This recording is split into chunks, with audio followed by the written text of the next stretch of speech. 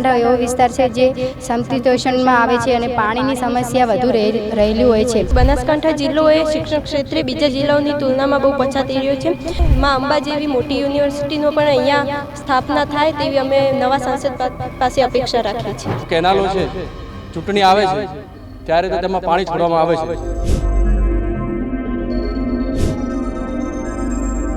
કે ગરીબ જે ઘરના માણસો છે તેમને પોતાનું ઘરનું ઘર પણ મળ્યું નથી. ડીસા અને પાલનપુર ટ્રાફિકમાં કલાક ઊભું રહેવું પડે છે, તો ટ્રાફિક અંગે પણ થોડી સમસ્યાઓનો હલ થાય.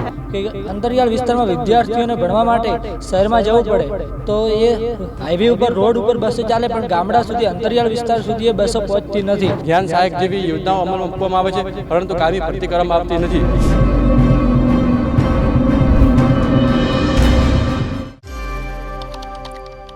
નમસ્કાર, હું હિરલ પરમાર અને આપ જોઈ રહ્યા છો નિર્ભય ન્યૂઝ. બનાસકાંઠા ગુજરાતમાં લોકસભા મત વિસ્તાર એક રાજકીય પાવર હાઉસ છે જે ભારતીય રાજકારણમાં તેના નોંધપાત્ર પ્રભાવ માટે જાણીતું છે. 2019ની સામાન્ય સભાની ચૂંટણીમાં એક કાંટાની ટક્કર જોવા મળી હતી. ભાજપ ઉમેદવાર પરબત પટેલે 3,68,296 મતોના વિજય માર્જિન સાથે 6,79,108 મતો મેળવીને 2019ની સામાન્ય ચૂંટણી જીતી. પરબત પટેલ એ કોંગ્રેસના પાર્થિવ બાટોલને હરાવ્યા હતા. ત્યારે હવે 2024ની ચૂંટણીના મેદાનમાં ભાજપમાંથી ડોક્ટર રેખા ચૌધરી, કોંગ્રેસમાંથી ગેની ઠાકોરનો જંગ જામવાનો છે.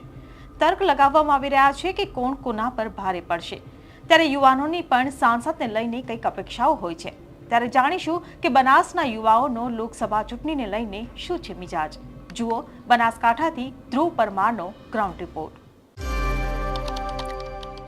લોકસભા ચૂંટણીનું બીગલ ફૂંકાઈ ચૂક્યું છે. ગુજરાતના અંદર ત્રીજા તબક્કાના અંદર 7 મેના રોજ ચૂંટણી યોજાના છે. ત્યારે આપણી સાથે સીધા સંવાદમાં કેટલાક યુવા જોડાયા છે, તેમની પાસે સીધો સંવાદ કરીશું. 2 મહિલા ઉમેદવાર આંખથી મેદાને છે. એક મહિલા તરીકે તમે કેવી અપેક્ષા રાખો છો આવનારા સાંસદ પાસે? મહિલાઓની શું પ્રશ્નો છે, કેવી માંગ છે? મહિલાઓની એવી માંગ છે કે તેમને જે સુરક્ષાનો પ્રશ્ન છે તે આગળ જે આવનારા સમયમાં જે ચૂંટાય તે મહિલાઓનો પ્રશ્ન સોલ્વ કરે તેવી અમારી અપેક્ષા છે. અને બનાસકાંઠા એવો વિસ્તાર છે જે સમશીતોષ્ણમાં આવે છે અને પાણીની સમસ્યા વધુ રહેલી હોય છે. તેથી સરકારશ્રી તરફથી જે નર્મદા નહેરની વ્યવસ્થા કરવામાં આવી છે તો ગામડાના વિસ્તારમાં હજુ સુધી પાણીની ઉપલબ્ધતા રહેલી છે. તેથી આ સમસ્યાનું નિવારણ આવે અને જે આવનારા સમયમાં જે ચૂંટાય અને આ મુદ્દો ધ્યાનમાં રાખે તેવી અપેક્ષા રાખીએ છીએ. આપણી પાસે અનેક મહિલા પણ જોડાયા છે. તમે શું કહેશો કે નવા સાંસદ હવે કોણ આવશે અને તમે કેવા નવા સાંસદની અપેક્ષા રાખો છો જે મહિલાઓ માટે કંઈક કામ કરે? નવા સાંસદ પાસે અમે અપેક્ષા રાખીએ છીએ કે બનાસકાંઠા જિલ્લો એ શિક્ષણ ક્ષેત્રે બીજા જિલ્લાઓની તુલનામાં બહુ પછાત રહ્યો છે. શિક્ષણ માટે યુવાનોને બહાર નવી સિટીમાં જવું પડતું હોય છે. અમદાવાદ, ગાંધીનગર જેવી મોટી સિટીઓમાં તેમને સ્થળાંતર કરવું પડતું હોય છે. જે માટે નવી શૈક્ષણિક સંસ્થાઓ અહીંયા સ્થપાય, યુનિવર્સિટીઓ સ્થપાય. માં અંબા જેવી મોટી યુનિવર્સિટીનો પણ અહીંયા સ્થાપના થાય તેવી અમે નવા સાંસદ પાસે અપેક્ષા રાખીએ છીએ. નવા સાંસદ પાસે અનેક મહિલાઓના પણ પ્રશ્ન છે. અનેક મહિલા પણ આપણી સાથે જોડાયા છે. શું કહેશો તમે, નવા સાંસદ કોઈ પણ ચૂંટાઈને આવે, મહિલાઓનો શું પ્રશ્ન છે ખાસ કરીને? મહિલાઓમાં એમ છે કે નારી સંરક્ષણ ઉપર વધારે ભાર મૂકવામાં આવે. શ્રી નરેન્દ્ર મોદી સાહેબે પણ કીધેલું છે કે નારી સંરક્ષણ ઉપર વધારે ભાર મૂકવામાં આવે તો એમાં વધારે વિકાસ થાય. અને આ વખતે સાંસદમાં 2 સ્ત્રીઓ છે તો એના ઉપર વધારે અપેક્ષા છે. તે ઉપરાંત વર્તમાનમાં ટ્રાફિકની પણ બહુ સમસ્યાઓ છે. ડીસા અને પાલનપુર ટ્રાફિકમાં કલાક ઊભું રહેવું પડે છે, તો ટ્રાફિક અંગે પણ થોડી સમસ્યાઓનો હલ થાય. તે ઉપરાંત આરોગ્યમાં પણ જેવી કે ડીસામાં સિવિલ હોસ્પિટલ છે પણ એનું નવું સર્જન થાય અને નવા સાધનો અને નવી ટેકનોલોજી આવે તેની પણ અપેક્ષાઓ રાખીએ છીએ. એક મહિલા તમે છો અને ચૂંટણીના અંદર મત આપવા જશો, તમારા મનના શું પ્રશ્નો છે અને શું લઈને તમે આશા અપેક્ષા રાખી રહ્યા છો નવા સાંસદ? નવા સાંસદ તરફથી અમારા એવા પ્રશ્નો છે કે કોઈ પણ કારણ હોય તો તેનું હલ આવે.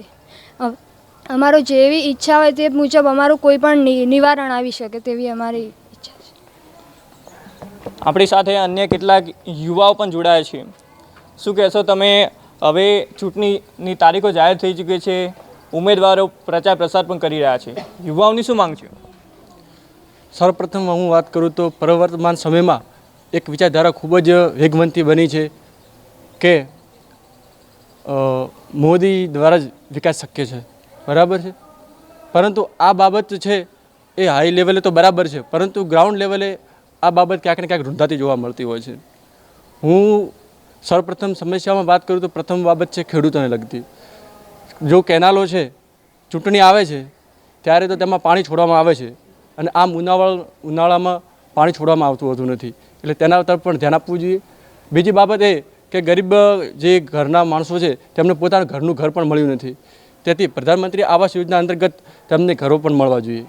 અને ત્રીજી બાબત એ છે કે વિદ્યાર્થીઓ માટે જે બીએડ જેવું તાલીમ લઈ અને તેમને કહેવાય કે જ્ઞાન સહાયક જેવી યોજનાઓ અમલમાં મૂકવામાં આવે છે, પરંતુ કાયમી ભરતી કરવામાં આવતી નથી, તેથી કાયમી ભરતી પણ કરવામાં આવે. કાયમી ભરતી થવી જોઈએ. પાણીની પણ સમસ્યા છે, ત્યારે અનેક આપણી સાથે યુવા જોડાયા છે. શું કહેશો, નવા ઉમેદવાર, 2 મહિલા ઉમેદવાર છે, તમે સાંસદ પાસે કેવી અપેક્ષા રાખો છો? યુવા વર્ગ માટે કેવું કામ થવું જોઈએ? હું સાંસદ સભ્ય એવો રાખવા માગું છું કે કોઈ પણ કામ હોય, ખેડૂતોને લગતા હોય, વિદ્યાર્થીઓને લગતા હોય કે કોઈ પણ અધ્યક્ષને લગતા હોય, એ કામ આપણે અંતરિયાળ વિસ્તાર ગામડાઓ સુધી થતા નહીં. દાખલા તરીકે આપણે જાણીએ કે અંતરિયાળ વિસ્તારમાં વિદ્યાર્થીઓને ભણવા માટે શહેરમાં જવું પડે તો એ હાઈવે ઉપર રોડ ઉપર બસો ચાલે, પણ ગામડા સુધી અંતરિયાળ વિસ્તાર સુધી એ બસો પહોંચતી નથી, તો એ ચાલીને વિદ્યાર્થીને આવવું પડે છે. એમાં ગામડાની જે છોકરીઓ છે એ ભણવા જઈ શકતી નથી, તેમાં નારીઓ ભણવામાં પાછળ રહે છે અને ભાઈઓ ભણી શકે. આમ ઘણા બધા મુદ્દા છે ખેડૂતોને પાણીને લગતા. એમ બનાસકાંઠામાં પાણીની અછત છે તે પણ એ સરકારને ધ્યાનમાં મુદ્દા લેવા જરૂરી છે. ગ્રામીણ ક્ષેત્રે સરકાર વિકાસની વાતો કરતી હોય છે, ત્યારે આપણી સાથે અનેક યુવક પણ જોડાયા છે. શું કહેશો, ગ્રામીણ ક્ષેત્રે વિકાસ થવો જોઈએ અને એક યુવા તરીકે તમે કેવી અપેક્ષા સાંસદ પાસે રાખી રહ્યા છો? હા, જરૂર ગ્રામીણ કક્ષાએ પણ વિકાસ થવો જોઈએ, કારણ કે ગ્રામીણ કક્ષાએ તમે જોઈએ તો બહુ રેતાળ જેવું હોય છે, ત્યાં રોડ રસ્તાઓની સુવિધા કરવી જોઈએ. અમે ઘણીવાર ગ્રામીણ વિસ્તાર તરફ જ્યારે જઈએ ત્યારે બસો અંતરિયાળ વિસ્તારમાં જતી નથી, કારણ કે ત્યાં રસ્તાઓની ખામી હોય છે, રસ્તાઓ ત્યાં બનેલા હોતા નથી, ત્યાં તૂટેલા હોય છે. તો સરકાર જોડે એ બી અપેક્ષા છે કે રસ્તાઓ પણ સારા બનાવે છે. તમે મતદાનના અંદર મત આપવા જશો, ચૂંટણીની તારીખો જાહેર થઈ ચૂકી છે, યુવા તરીકે તમે કેવા સાંસદ ઈચ્છવા માંગો છો? એક તો પહેલાં તો હું તમારો આભાર માનવા માગું છું, કારણ કે મને એક સામાન્ય નાગરિક તરીકે મારી પોતાની અભિવ્યક્તિ રજૂ કરવા માટે તમને પ્લેટફોર્મ પૂરું પાડ્યું છે. તો એક હું જાગૃત નાગરિક તરીકે મારી ઘણી બધી અપેક્ષાઓ છે. મારી વ્યક્તિગત પણ સમસ્યાઓ છે, અને એક ગ્રામ્ય કક્ષાની પણ સમસ્યાઓ છે, અને એક જિલ્લા કક્ષાની પણ ઘણી બધી સમસ્યાઓ છે. દાખલા તરીકે આરોગ્યને લગતી સમસ્યાઓ, શિક્ષણને લગતી સમસ્યાઓ, ટ્રાફિક સમસ્યાને લગતી સમસ્યાઓ. પછી દાખલા તરીકે પાલનપુરની અંદર જઈએ છીએ તો આકસ્મિક સમય પાછળ હોય, દાખલા તરીકે કોઈ મેડિકલ ઇસ્યુ હોય ત્યારે પણ ઘણી બધી સમસ્યાનો મેં પણ ખુદ સામનો કરેલો છે. પરંતુ પછી કોઈ શૈક્ષણિક બાબતમાં પરીક્ષાઓ આપવા જવાનું હોય, સ્પર્ધાત્મક પરીક્ષાઓની તૈયારી કરતા હોય, વર્ષોથી તૈયારી કરતા હોઈએ અને ટ્રાફિક સમસ્યામાં ફસાઈ જઈએ છીએ, ત્યારે પણ પરીક્ષા સ્થળે નિર્ધારિત સમયે પહોંચી શકાતું નથી. તેથી ઘણી બધી નિષ્ફળતાઓનો સામનો કરવો પડે છે.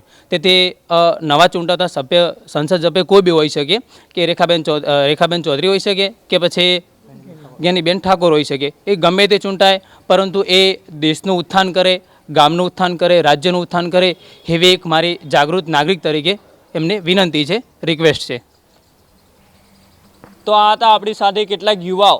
જો કે બનાસકાંઠા જિલ્લો સરહદી વિસ્તાર છે, પાણીની સમસ્યા અહીંયા ખૂબ જ અવાનવા જોવા મળતી હોય છે. ઉનાળાની હવે શરૂઆત પણ થઈ ચૂકી છે, પાણીની સમસ્યાઓ ખેડૂતો ભોગવી રહ્યા છે. ત્યારે આ હતા કેટલાક યુવાઓ જેઓના કેટલાક રોજગારીને લઈને પ્રશ્નો છે, ટ્રાફિકની સમસ્યાને લઈને પ્રશ્નો છે, આવાસ મકાનોને આવાસ ફાળવવા જોઈએ તેવી પણ તેમની એક માંગ છે સરકારથી. ત્યારે સાંસદ જે બંને મહિલા ઉમેદવાર છે તે હવે રેખાબેન ચૌધરી ભાજપમાંથી છે, કોંગ્રેસમાંથી જ્ઞાનીબેન ઠાકોર છે, પ્રચાર પ્રસાર પણ શરૂ કરી દીધો છે. ત્યારે યુવાઓના આ મતદારો આ મત છે તેઓ કઈ રીતે એક પોતાની તરફ આકર્ષીને ખેંચે છે તે એક ચેલેન્જિંગ સમાન એક ચેલેન્જ જ છે તેમના માટે. અને જ્યારે હવે ચૂંટણીની તારીખો જાહેર થઈ ચૂકી છે ત્યારે તેઓ પ્રચાર પ્રસાર પણ જોરોશોરોથી કરી રહ્યા છે. ત્યારે હાલ તો બનાસકાંઠા જિલ્લામાં રાજકીય માહોલ ગરમાયેલો જોવા મળી રહ્યો છે. ધ્રુવ પરમાર, નિર્ભય ન્યૂઝ, બનાસકાંઠા.